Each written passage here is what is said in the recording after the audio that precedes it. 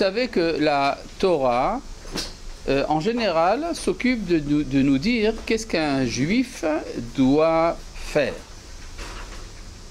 N'est-ce pas? En général, c'est ça dont la Torah s'occupe. Elle s'occupe de nous dire ce qu'un juif doit faire. Ce que la Torah, en général, ne nous dit pas, c'est qu'est-ce que c'est qu'un juif. C'est supposé être connu. Or, c'est pas du tout évident. Être juif, c'est une certaine identité. Et cette identité a besoin d'être expliquée. Ne serait-ce que parce qu'il y en a d'autres. Il y a dans le monde d'autres personnes, je ne sais pas si vous le savez, d'autres personnes qui ne sont pas juives. Ça s'appelle des goïms. Et il y en a 7 milliards actuellement. Donc, si Israël, ce n'est pas les nations, et que les nations, ce n'est pas Israël, alors c'est quoi Israël? Voilà. Et c'est à partir du moment où on a compris qu'est-ce que c'est que l'identité d'Israël que l'on peut comprendre ce que la Torah veut nous dire. Nous avons donc besoin d'un livre qui nous l'explique. Ce livre, c'est le livre de Bereshit. Ce livre, on peut l'appeler l'engendrement, les engendrements plus précisément, de l'identité d'Israël. Engendrement, en hébreu, se dit Toladot. Voilà, on va vous l'écrire d'ailleurs au tableau pour que ce soit bien plus clair. Pourquoi est-ce que la lumière n'est pas... Ah si, il y a la lumière. Bon. Le mot, c'est Toladot. Il y a souvent un problème dans l'emploi du tableau, c'est le fait que les feutres ne sont pas toujours à point. Mais enfin, on fait ce qu'on peut, j'espère que vous arrivez à lire. Toladot. Maintenant, ce livre présente une série énorme de difficultés. Ce livre-là, le livre de Bereshit en particulier, mais la Bible en général. Ce livre est le premier des livres de la Bible. Dans la Bible, il y a combien de livres, au fait? 24. D'accord? Donc, une fois qu'on l'aura étudié, il vous en restera à étudier 23. Pas difficile.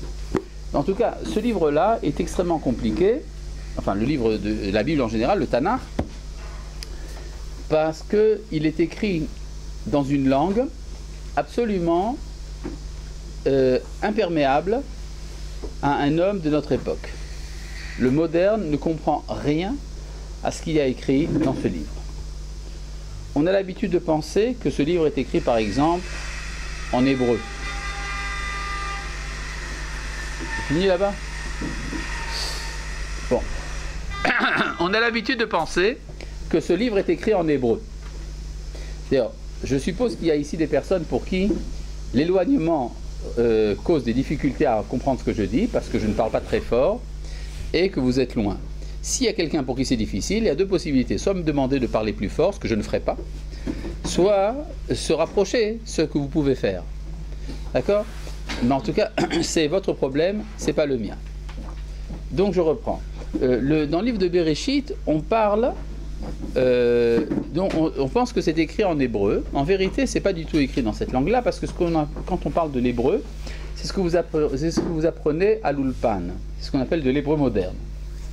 Or, l'hébreu dont il est question ici, c'est de l'hébreu prophétique. C'est-à-dire, c'est la langue qui était parlée au temps où elle servait de réceptacle à une parole. C'est-à-dire, c'est à travers ces mots-là que le Créateur du monde s'exprime. Et donc, c'est une autre langue. Maintenant, il y a un petit problème. Si je veux vraiment comprendre ce que dit ce texte, il faut donc que j'interroge un prophète. Le problème, c'est que nous n'en avons pas de disponible actuellement. Ça fait déjà 2400 ans qu'il n'y a plus de prophète. Cependant, nous avons des traditions. Oui? Comment? L'araméen, c'est autre chose. C'est encore une autre langue. D'accord? Mais il y a d'ailleurs des passages du Tanakh qui sont en araméen. Il faut comprendre pourquoi. Mais en tout cas, on va devoir étudier également la relation qu'il y a entre ces deux langues. Qu'est-ce que c'est que l'araméen pour l'hébreu? Par exemple, pour vraiment bien comprendre le français, il faut comprendre le latin. N'est-ce pas? Pour comprendre le français, il faut comprendre le latin. Pour comprendre l'hébreu, il faut comprendre l'araméen, peut-être. On va devoir étudier ce problème. Mais ce que je veux dire, c'est que c'est écrit dans un langage qui est celui des prophètes. Nous avons des traditions qui remontent à l'époque des prophètes, qui nous permettent plus ou moins de restituer le langage, ce que signifient ces mots-là en hébreu prophétique. Donc vous avez une grosse difficulté, c'est que c'est un texte qui vient d'une époque très différente de la nôtre. C'était le temps où Dieu parlait. Ça, c'est un premier problème. Deuxième problème. D'ailleurs, vous avez une interro à la fin du cours. C'est important que vous sachiez, que vous compreniez bien tout ce qu'on dit. À part ça, autre chose. Mes cours ont l'habitude d'être simples au début et compliqués à la fin. C'est-à-dire que si quelque chose n'est pas clair au début, il ne faut pas s'imaginer que la suite du cours rendra ça plus clair. Il faut poser la question tout de suite, parce qu'après, vous ne comprenez plus rien. Donc, on commence par des choses simples, après on complique. C'est comme ça que ça marche. Autre difficulté qui disons, chevauche la première difficulté.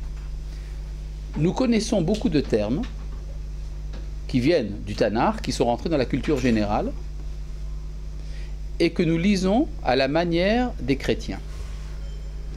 Nous sommes imbibés jusqu'à la moelle de christianisme parce que nous venons d'une civilisation, nous avons grandi dans une civilisation dominante, la civilisation occidentale, qui a pour origine de toutes ces intuitions le christianisme, même quand c'est une société laïque.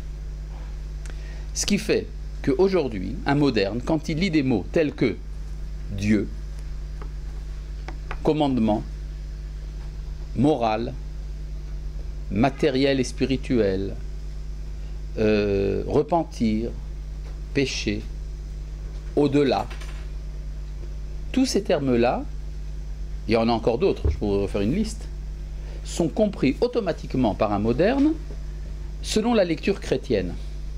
Ce n'est pas de notre faute, nous avons grandi là-dedans, depuis déjà presque 2000 ans. Et donc, il ne faut pas s'étonner du fait que nous lisons la Bible à la manière des chrétiens.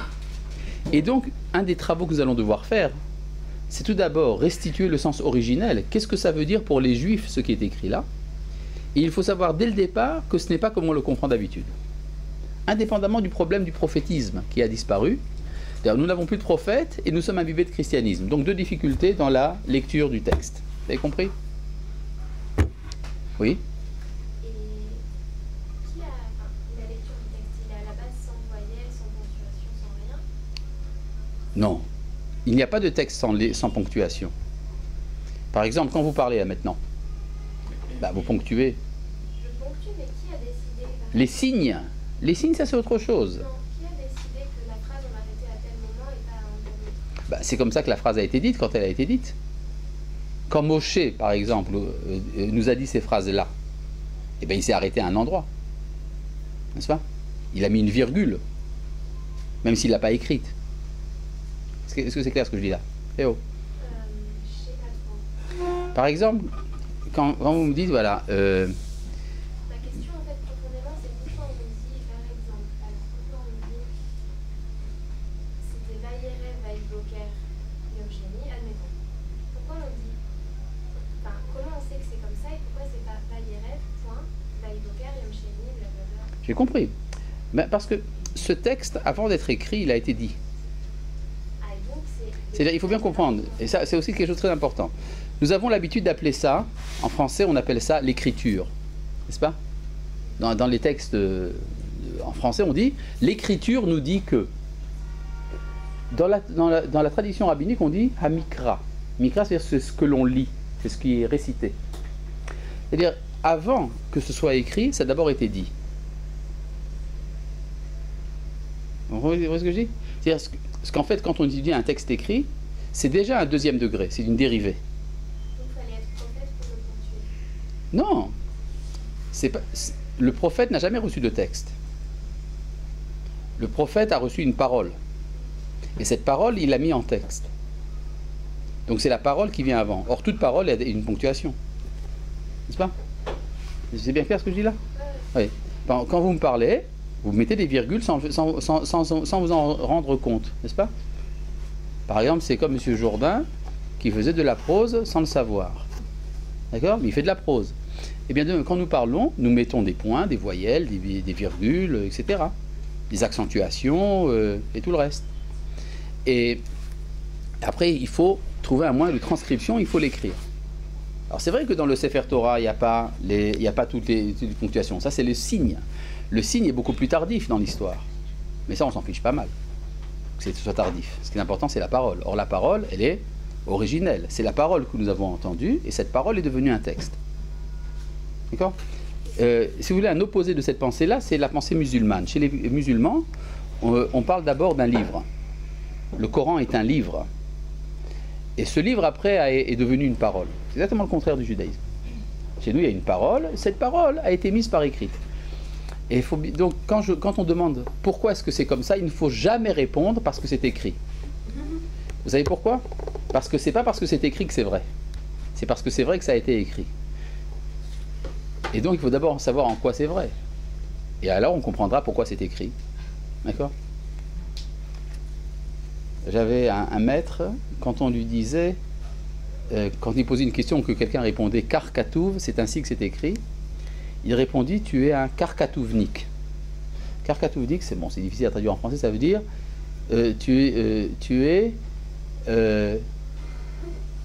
c'est comme ça que c'est écriviste. D'accord. Bon. Donc nous allons devoir faire cet effort donc, de restitution du texte au-delà du masque de la pensée chrétienne qui nous imprègne jusqu'à la moelle.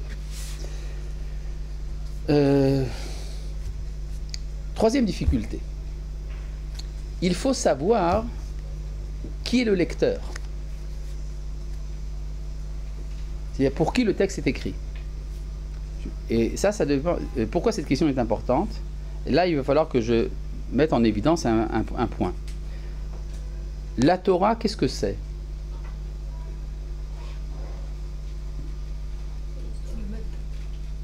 Bon alors, je préfère que vous ne répondiez pas, vous dire pourquoi. J'ai l'habitude, quand je pose cette question dans une classe, de recevoir à peu près une quinzaine de réponses différentes. 95% des réponses sont fausses.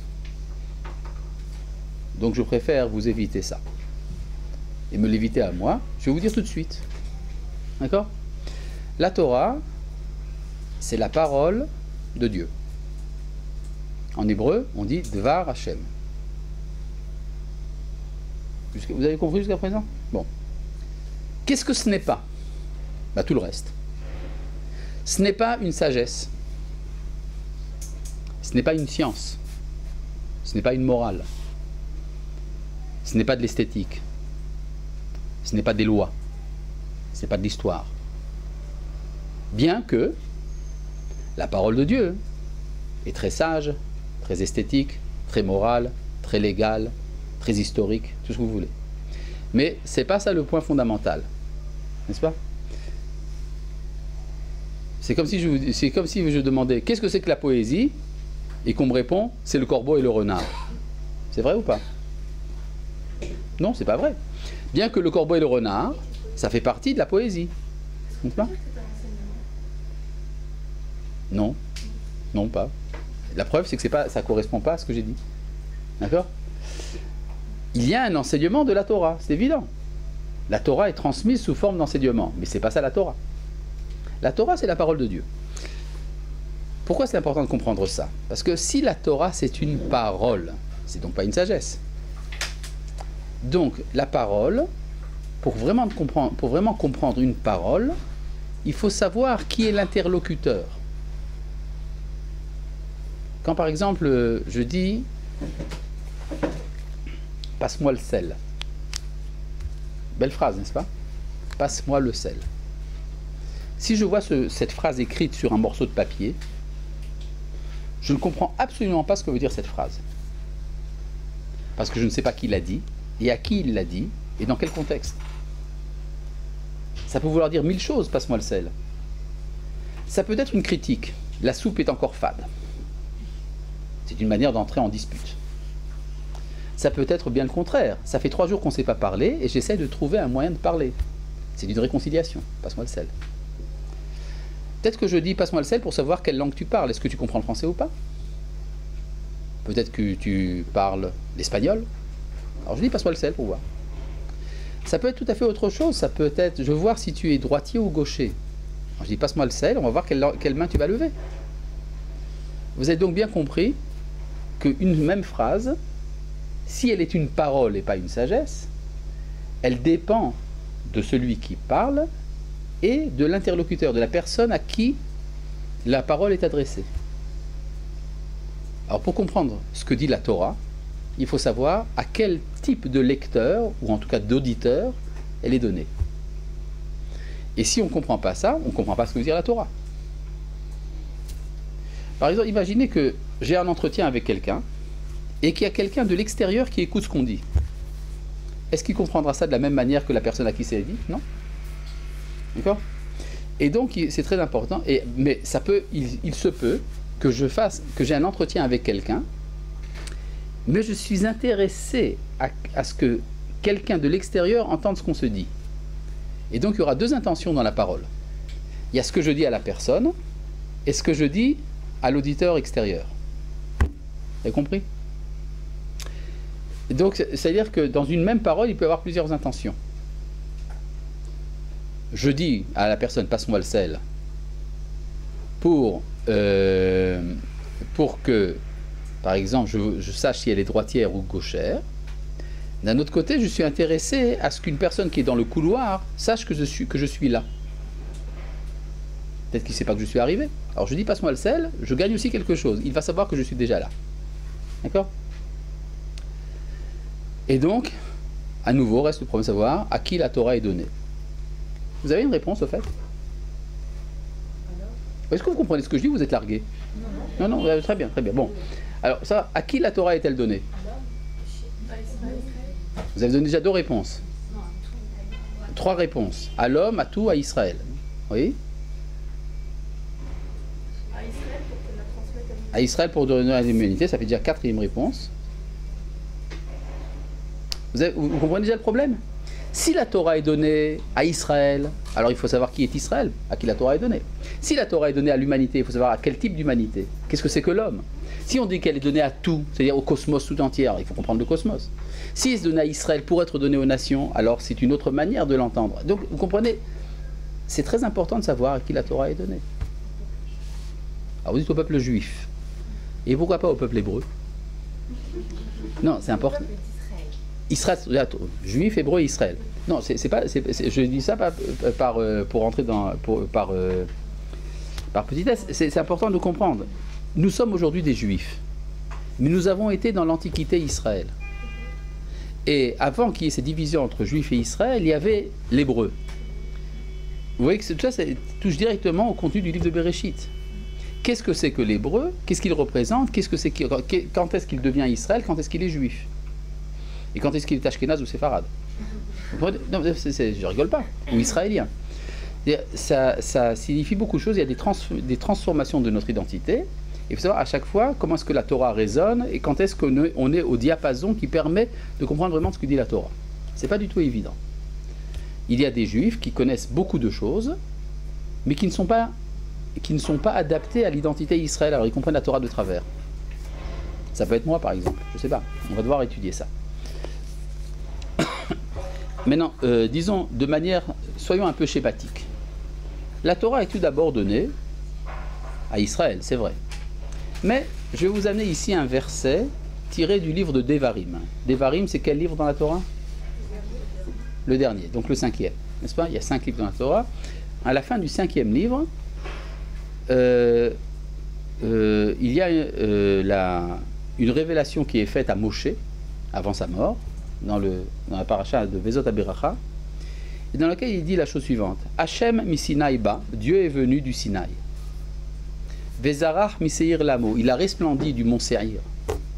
Ophia mehar paran, il est apparu sur le mont Paran. Ve'ata mirivot kodesh, il est venu d'une myriade de saints. Mimino, et dans sa droite, Eshdat lamo, il était porteur d'une loi pour eux. Alors ça veut dire quoi? Il y a ici 4 révélations. Alors le Midrash nous dit que ça veut dire que Dieu, au mont Sinaï, a parlé dans 4 langues différentes. Les 4 langues, c'était, tenez-vous bien, l'hébreu, le latin, l'arabe et l'araméen. incroyable ce Midrash. D'accord? Vous étiez au Mont Sinaï, vous entendiez 4 langues. Hébreu, latin, arabe et araméen. Oui? Parce qu'il y a 4 révélations. Hachem Sinaïba, Dieu est venu du Sinaï, c'était de l'hébreu. Vezarach Miseir Lamo, il a resplendi du mont Seir, c'était du latin. Ophia Me'ar Paran, il est apparu sur le mont Paran, c'était de l'arabe. Ve'ata Mirvot Kodesh, il est venu des myriades de saints, c'est de l'araméen. Comment est-ce que le Midrash déduit ça, hein? Ça, il faudra rentrer dans le détail du texte, et ça, je ne le ferai pas. D'accord? Et après, 2 versets plus loin, Moshe continue, il dit Torah tziva lanu Moshe, la Torah nous a été ordonnée par Moshe, Moracha Kilat Yaakov, en héritage pour la maison de Jacob. Ah, ça veut donc dire qu'il y a une manière particulière. C'est vrai que Dieu a parlé en 4 langues, mais il a voulu que ce soit en tradition chez Israël. Donc il y a déjà une différence entre la Torah telle qu'elle est révélée à son origine, elle est universelle, et puis dans l'histoire, elle est canalisée dans la maison d'études des Hébreux, dans la yeshiva. C'est pas exactement la même chose. C'est un peu ce que je vous ai dit tout à l'heure. Passe-moi le sel, mais je veux que quelqu'un de l'extérieur l'entende. Eh bien, c'est à peu près ce qu'a fait Akadosh Baruch Hu au Mont Sinaï. Il nous a parlé directement, mais il était intéressé à ce que ce soit entendu. Et c'est devenu du latin, de l'arabe, de l'araméen. C'est-à-dire c'est devenu du christianisme, de l'islam et du cosmopolitisme humaniste. D'accord? C'est ça que ça veut dire. Mais, à nouveau, c'est-à-dire que lorsque la Torah est entendue par un Romain, ça devient, à travers différentes transformations, du christianisme. Quand elle est entendue par un arabe, ça devient à travers différentes transformations de l'islam. Quand c'est entendu par un philosophe, ça devient de l'humanisme. Et quand c'est entendu par un juif, il y a des chances que ce soit la Torah. Et notre travail sera donc de savoir quel est le type d'identité qui entend cette parole, qu'est-ce que c'est qu'Israël. Voilà. Ça, c'est tout un travail que nous allons faire. Oui. Maintenant, on peut continuer? Nous allons continuer. Autre précision dans notre manière d'étudier. Lorsque nous étudions un verset, nous ne savons pas ce que dit le verset qui vient après. Excusez-moi, juste pour répondre à la question d'avant, vu la réponse que vous voulez donner, en réalité, elle a été donnée à les peuples, puis elle a été canalisée pour Elle a été donnée à Israël pour qu'elle soit entendue par les peuples. Donc elle a été donnée À Israël, au au peuple d'Israël, mais avec l'intention que qu'il y ait une résonance. Mais si elle a été donnée à Israël, Donc elle n'est pas donnée au Goïm. donc elle n'est pas donnée au Goïm, mais Oui. qu'est-ce que c'est? Donc on peut se poser la question, qu'est-ce qu'Israël? Comment Israël doit, Eh ben voilà, c'est ça. lire? C'est ça que nous allons voir étudier. Voilà. Non, c'est simplement pour amplifier le problème, mais maintenant je crois que c'est plus clair. D'accord? Oui.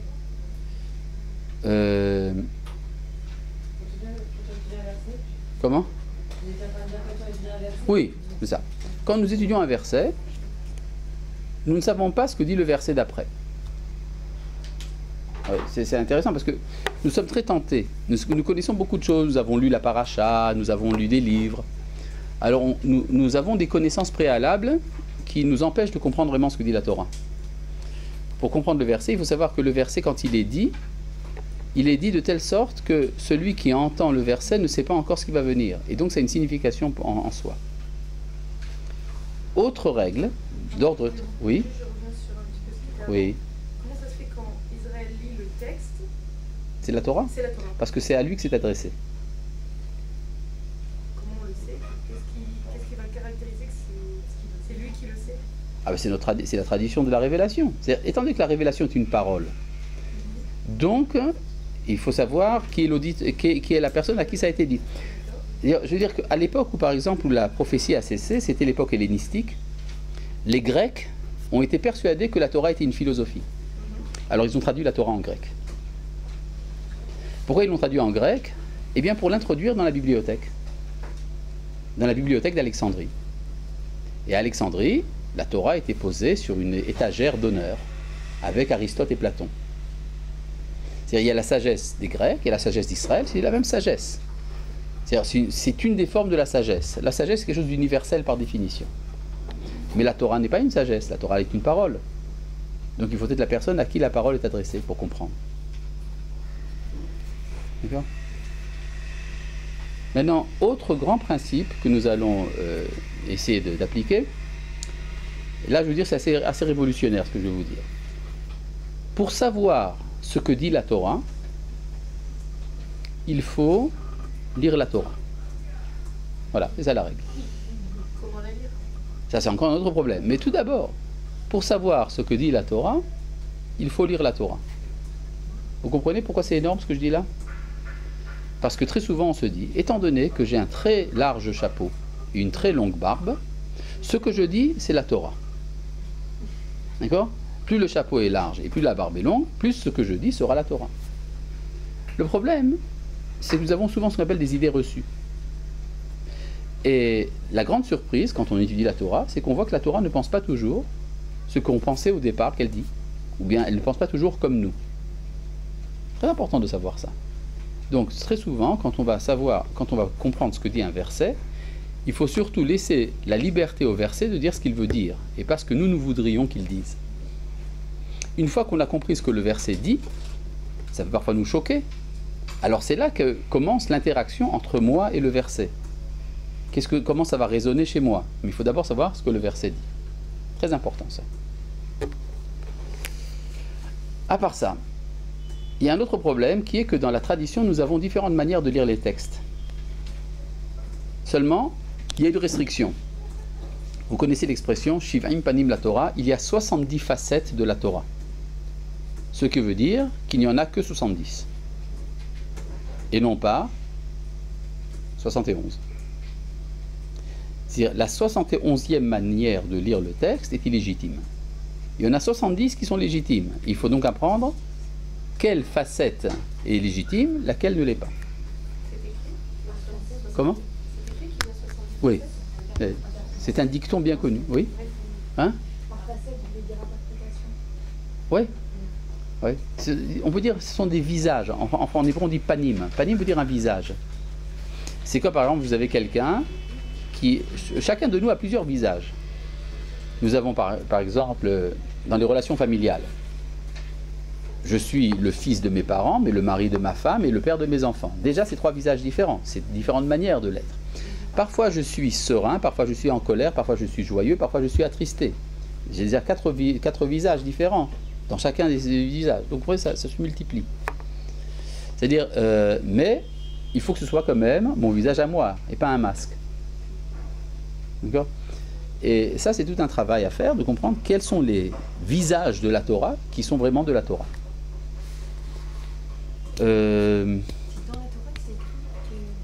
C'est dans la tradition orale qu'il y a 70 facettes de la Torah.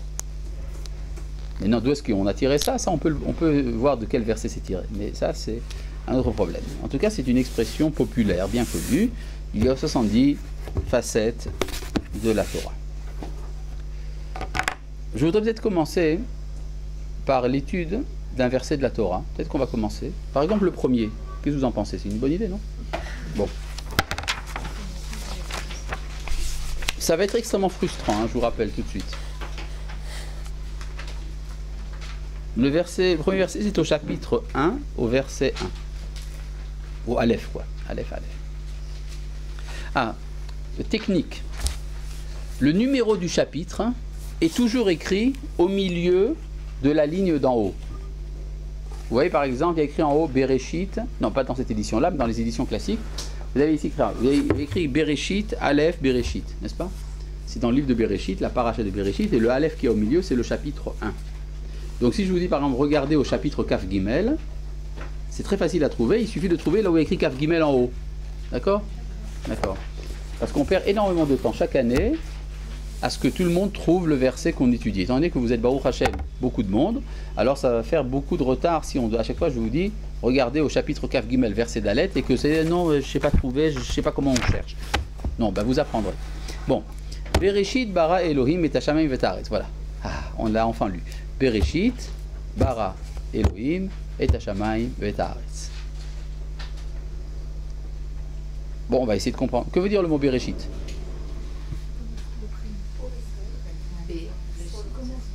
Au commencement. C'est évidemment faux. Le mot Bereshit en hébreu veut dire au commencement de. C'est un mot à l'état construit. Au commencement de. Alors, c'est comme si je disais, au commencement de, Dieu a créé. Il n'y a pas écrit de quoi. Déjà problème. Donc le premier mot est incompréhensible. Si vous voulez dire au commencement, on aurait dû dire Bareshit. Mais il n'y a pas écrit Bareshit, il y a écrit Bereshit, au commencement de. Passons au deuxième mot, peut-être qu'on aura plus de chance. Bara. Ça veut dire quoi créer? Ça n'existait pas, ça l'a fait sortir. Quoi? Oui. Ça veut dire quoi créer? Ça n'existait pas, maintenant ça existe. Alors qu'est-ce que c'était avant?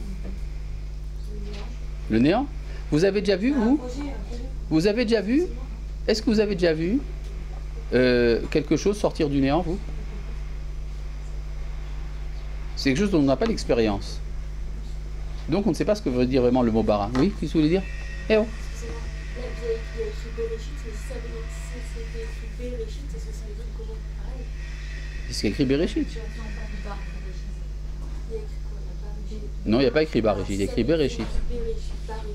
Bereshit, ça veut dire... Bareshit, ça aurait voulu dire au commencement. Mais ça aurait été écrit comment? Bah, ça aurait été écrit bas. Il y aurait un kamat sous le bête. Ba, pas be. N'est-ce pas? Différence entre A et E. Comment ça, il n'y a pas de voyelle? Vous n'avez pas des voyelles là? Non, nous on les a, mais dans le Sefer Torah, il n'y a pas les voyelles. Dans le Sefer Torah, c'est pas écrit. Et alors? Mais avant que ça ait... On n'a jamais interprété. C'est comme ça que ça nous a été transmis. C'est-à-dire la parole, le mot Bereshit a été dit avant d'être... Le mot Bereshit a été dit avant d'être écrit. D'accord? Oui. Donc, ce qu'on a entendu, c'est d'abord été le mot Bereshit. Après, ça a été écrit, sans voyelle. Et alors? C'est pas clair ce que je dis là. C'est pas ça. C'est que ça veut dire que aujourd'hui, la façon dont on le lit, et si on sait que c'est bien comme ça avec Bereshit et Bareshit, c'est surtout parce qu'on a entendu. Oui, c'est par nos ancêtres. la première. Mais nos ancêtres, avant, qu'est-ce qu'ils ont reçu en premier? L'écrit ou la parole? La parole. Et après, ça a été écrit. D'accord? Donc on se fie surtout à ce qu'on s'est transmis. Évidemment, c'est une tradition orale. Parce que si on n'avait que l'écrit, Si on n'avait que l'écrit, on serait des archéologues. Nous ne sommes pas des archéologues, nous sommes des transmetteurs, nous transmettons à travers nous une tradition. D'accord? Donc le mot Bereshit n'est pas clair. Passons au deuxième mot. Bara, on avait dit que vous dites création à partir du néant. On n'a jamais vu une chose pareille, donc on ne sait pas vraiment ce que ça veut dire. Elohim. C'est quoi Elohim? C'est Dieu. Vous connaissez Dieu, vous? Bon, alors d'accord, je vais vous donner un troisième mot incompréhensible. Et. Que veut dire le mot et? Il ne veut rien dire. C'est un mot qui ne veut rien dire. Il est le signe d'un complément d'objet direct en hébreu. Quand on met le complément d'objet direct, on met le mot et. Mais ça ne veut rien dire en soi. Bon, passons, peut-être on aura plus de chance avec le cinquième mot. Hashamaim. Les cieux. C'est quoi les cieux? Expliquez-moi. C'est l'opposé de la terre. Bon, ça je veux bien, mais c'est quoi les cieux? C'est ce qui est au-delà. Au-delà de quoi? Vous parlez dans des termes absolument incompréhensibles. En tout cas, c'est certainement pas le bleu qu'on voit là, parce que vous savez que l'atmosphère, c'est une illusion. Hein? Bon, oui, le firmament, comme on dit. Oui. Donc, vous avez ici un mot. Éloigné de notre réalité matérielle. Oui, mais c'est beaucoup de choses, ça. Bon, passons au mot ve'et, le sixième. Que veut dire le mot ve'et? Il ne veut rien dire. D'accord? Haaretz, la terre. Ah, il y a un mot sur 7 qu'on a compris. Mais à quoi sert une phrase dans laquelle on ne comprend que le 7e mot? C'est simplement pour que vous compreniez à quel point c'est difficile. Maintenant, on va quand même donner des réponses. Il y a d'ailleurs une partie du Zohar qu'on appelle le Tikkun Zohar, dans lequel vous avez 70 chapitres qui sont 70 interprétations différentes du mot Bereshit. Alors, si vous voulez, on peut étudier les 70 interprétations différentes, mais dans ce cas-là, on perdra beaucoup de temps. Non, on en gagnera peut-être, mais on ne pourra pas étudier ce que nous voulons. Donc on va essayer, nous allons faire des efforts surhumains pour nous arracher au premier verset, après avoir donné une explication satisfaisante. Regardez dans Rashi. Vous avez Rashi devant les yeux, certainement. Vous avez, Rashi commence par Bereshit Amar Rabbi Yitzhak, n'est-ce pas? Vous y êtes? Eh bien, sautez celui-là, passez au deuxième, Bereshit Bara. Le deuxième paragraphe dans Rashi, Bereshit Bara. Vous avez trouvé? Vous avez trouvé? Non, non, dans Rashi. Je parle de Rashi. Pas le premier, non, pas où il y a écrit Amar Rabbi Yitzhak, je parle du deuxième paragraphe de Rashi, qui commence aussi. Non, il y a écrit Bereshit Bara. Il y a 2 points qui terminent à la 8e paragraphe. Il y a un deuxième Bereshit Bara. D'accord? D'accord. Donc, que dit Bereshit Bara? Rashi nous dit En amikra azeh omer elad orshuni. Ce verset ne demande qu'à être interprété. Ça veut dire quoi? Ça veut dire que, étant donné qu'il n'y a pas ce qu'on appelle le pshat, il n'y a pas de sens immédiat, obvi, comme on dit, ça veut donc dire qu'il faut faire ici un drash. Un drash, ça veut dire une explication homilétique, comme on dit en français. Ça veut dire il faut comprendre ça comme étant une allégorie. Bereshit, le mot Bereshit veut dire autre chose qu'au commencement. Et pourquoi ça veut dire autre chose qu'au commencement? Parce que, comme on l'a dit en hébreu, le mot Bereshit veut dire au commencement de. Il n'y a pas écrit de quoi. Donc le mot Réchit désigne... Donc il faut comprendre le bet de Bereshit différemment. La lettre bet, en hébreu, qui contrairement à son nom est extrêmement sage, signifie plusieurs choses. Elle peut vouloir dire un temps, donc au commencement. Si le bet voulait dire un moment, donc c'était au commencement. Mais ça peut vouloir dire également à l'intérieur de quelque chose. Par exemple... Ba Baït, dans la maison, le bet signifie dans le sens d'un lieu. Ça peut vouloir dire également par le moyen de quelque chose. Par exemple, Ani make be patish, je frappe avec un marteau. Be patish, le bet ici signifie le moyen de, par le biais de.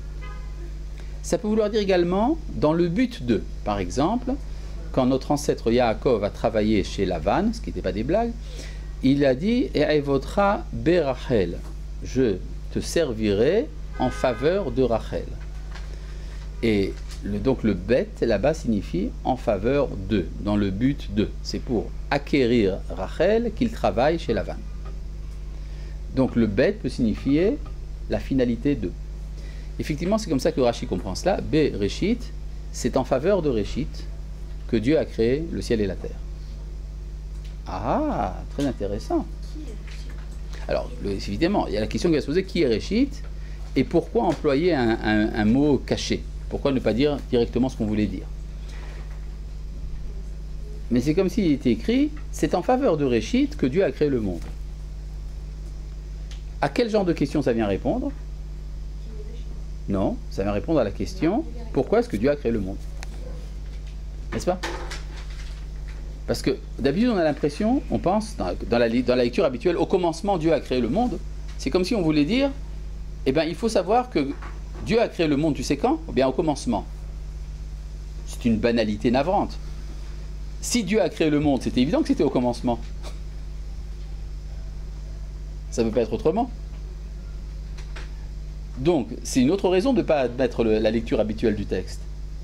Si Dieu a créé le monde, c'était évident que c'était au commencement, donc on n'a pas besoin de nous le dire. Mais si on comprend ce que dit Rashi, c'est en faveur de Réchit que Dieu a créé le monde, ça veut dire que la Torah prend comme présupposé que le lecteur sait déjà que le monde a été créé, parce que l'hébreu sait, par tradition, que le monde a été créé, mais ce qu'il ne sait pas, c'est dans quel but. Et donc la Torah lui dit, c'est dans tel but que le monde a été créé. Vous me suivez maintenant? Parce que là, je vais compliquer la chose. Si c'est pas clair, il faut le dire tout de suite. C'est clair ce que je dis là? Oui, je me disais bien que c'était pas clair. Oui. C'est-à-dire, la Torah suppose que le lecteur, qui est un hébreu, sait déjà que le monde a été créé, mais ce qu'il ne sait pas, c'est dans quel but. Et donc la Torah vient lui expliquer dans quel but le monde a été créé, et lui dit, ben voilà, c'est pour le Réchit, ça reste à définir, que le monde a été créé. Oui? On a employé un sens caché justement parce que le lecteur n'est pas forcément un hébreu. Non, non, non. Ça, j'ai pas encore expliqué pourquoi. Je suis resté avec la question pour l'instant. Maintenant, ce qui ressort de tout ça, c'est que si la Torah a été créée, si le monde a été créé, pardon, pour un réchit, ça veut dire que la Torah ne nous raconte pas la création du monde. D'habitude, on pense, chez les religieux, que la Torah nous raconte la création du monde. Eh bien non. La Torah ne nous raconte pas la création du monde, elle nous raconte pourquoi.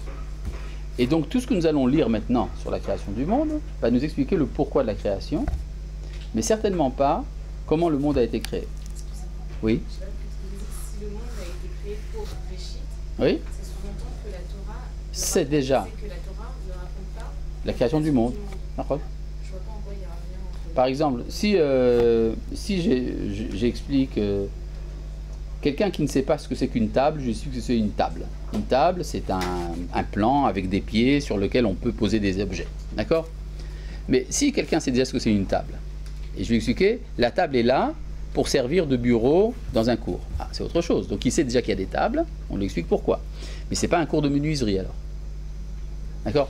Eh bien de même, si la Torah vient nous expliquer dans quel but le monde a été créé, c'est que la Torah ne vient pas nous raconter que le monde a été créé et comment il a été créé. Ça, on s'en fiche pas mal. D'accord? En tout cas, ou bien c'est supposé être connu déjà. J'en sais rien, peut-être que les physiciens le savent. Peut-être que c'est une étude qui vient d'ailleurs. Mais c'est pas ce que la Torah nous raconte. Ce que je veux dire, c'est que, vous savez qu'il y a un débat parfois un peu ridicule dans lequel on essaye de concilier la Torah avec la science. Vous connaissez ces débats-là? Il y a la science qui dit ça, la Torah dit ça, comment est-ce qu'on fait pour concilier? Qu'est-ce qui est supposé derrière cette exigence? C'est que la Torah nous raconte comment est-ce que le monde est créé. Étant donné que la Torah ne nous raconte pas comment le monde est créé, donc il ne peut pas y avoir ni contradiction, ni accord entre la Torah et la science. La Torah parle d'une chose, la science parle d'autre chose, donc ça ne peut pas avoir de rapport. Vous avez bien compris?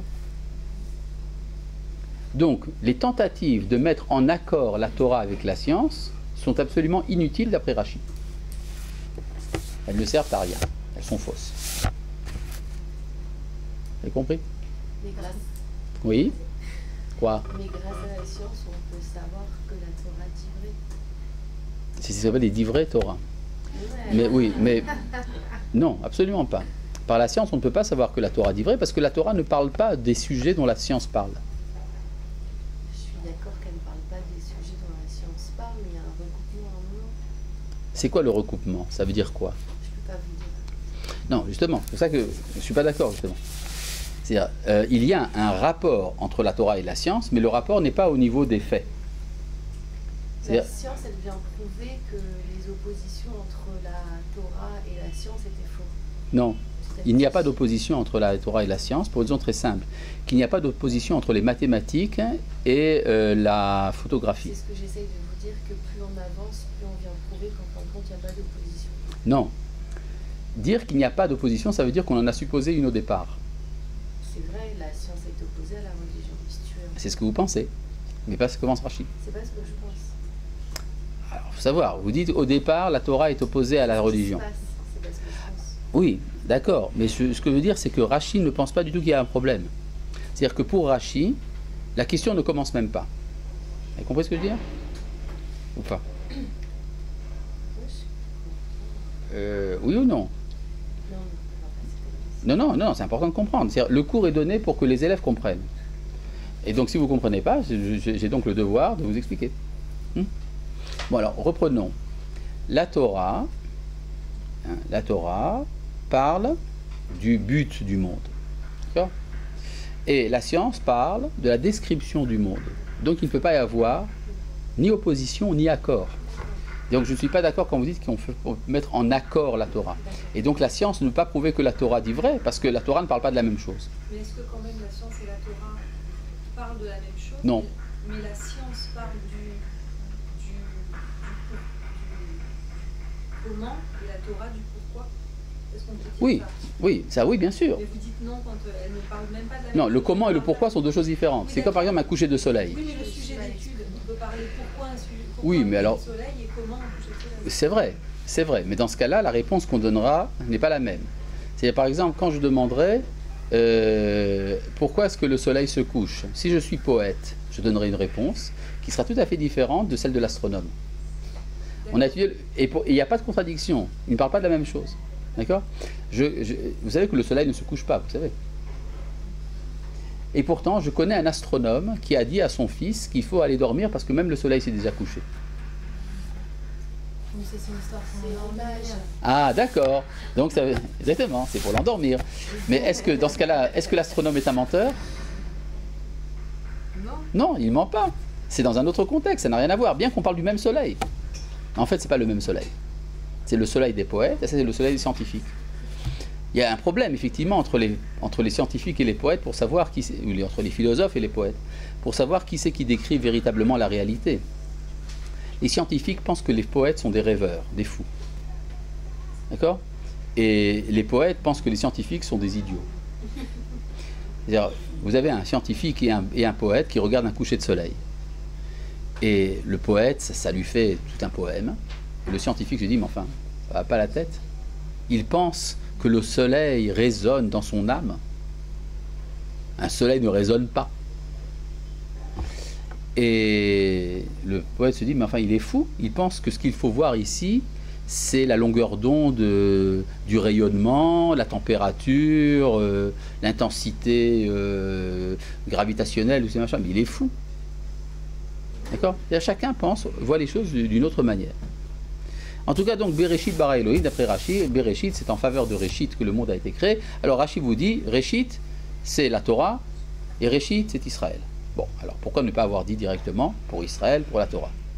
Alors là, nous ne répondrons pas à cette question.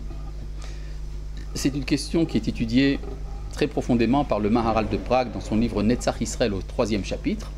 Ceux qui sont intéressés, ou celles qui sont intéressées, pourront consulter le Maharal de Prague dans Netzach Israël, chapitre 3. Maintenant, passons au deuxième mot. Passons, avec votre autorisation, au deuxième mot. Bereshit, bara.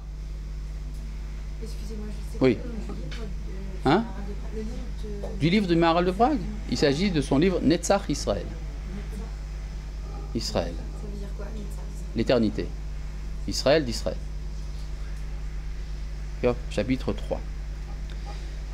Passons au deuxième mot. Bara. Que veut dire le mot bara? Alors vous avez dit créer, quelqu'un a dit tout à l'heure faire sortir. Alors là vous avez ici à nouveau une relation entre l'araméen et l'hébreu très intéressante. En araméen, le mot bara veut dire à l'extérieur. Mettre en dehors. Y a-t-il parmi vous quelqu'un qui parle l'arabe? Non? Oui? Alors quand on dit en arabe bra, ça veut dire quoi? Dehors. Oust, n'est-ce pas? N'est-ce pas? Je pense qu'il y a ici des personnes qui parlent le français. Quand on dit de quelque chose qu'elle existe, qu'est-ce qu'on veut dire? Existe. Essayez d'analyser le mot. Ex, ist. C'est-à-dire en dehors, être. Être. C'est-à-dire être en dehors. Ex, ist. C'est ça? Si on voit l'étymologie du mot exister. En anglais aussi, ex, ist. Existe. Et donc, il y a dans l'idée, ce que la Torah nous transmet ici à travers le mot bara, c'est que le monde est à l'extérieur. Bereshit, bara. Dieu a mis à l'extérieur. À l'extérieur de quoi? De lui-même. Ça veut donc dire que si je comprends vraiment ce que c'est que le monde, je suis en dehors.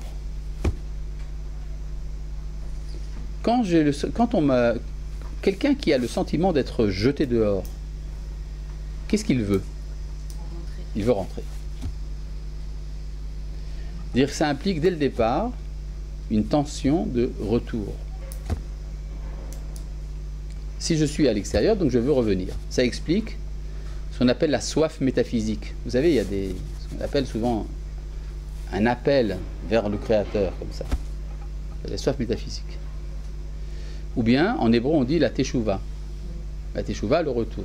Vous voyez que la teshuva ici n'a rien à voir avec ce qu'on appelle d'habitude le péché. C'est pas à cause du péché qu'on veut revenir, c'est parce qu'on est à l'extérieur qu'on veut revenir. Donc, on comprend maintenant pourquoi les Chachamim ont dit dans la tradition du Midrash, Teshuva kadma laolam, le retour a précédé la création du monde. D'accord? C'est dès le départ. Et hashamayim vet haaretz. Alors on dit le ciel et la terre. Ici, on doit être gentil, on va expliquer simplement le ciel et la terre. Petite remarque, vous savez qu'en hébreu biblique, il n'y a pas d'expression pour dire le monde. Oui, comment? Ah oui, alors en hébreu moderne, ça vient d'ailleurs, c'est déjà assez ancien, on dit pour dire le monde, on dit olam. N'est-ce pas? C'est une traduction du mot grec cosmos, ou du latin mundus. Mais dans le Tanakh, dans la Bible, le mot olam signifie éternité. C'est dans le temps, c'est pas dans l'espace. Ad olam, c'est-à-dire à toujours. Mais le monde, dans la Bible, est appelé toujours sous forme duel. Shamaim va'aretz, ciel et terre. Il y a les deux. Il n'y a pas d'ensemble. C'est-à-dire, ça vient des Grecs, cette idée que le monde est une unité, et ça vient des Juifs que le monde est une division. D'accord? C'est pas du tout la même chose. Et ça implique donc qu'il y a une déchirure au départ entre le ciel et la terre, et qu'il faut faire un travail de réunification. Parce que nous savons que c'est le même Dieu qui a créé le ciel et la terre, et donc son unité doit être proclamée. Vous avez compris. Bon ben voilà, c'est tout pour aujourd'hui. À bientôt.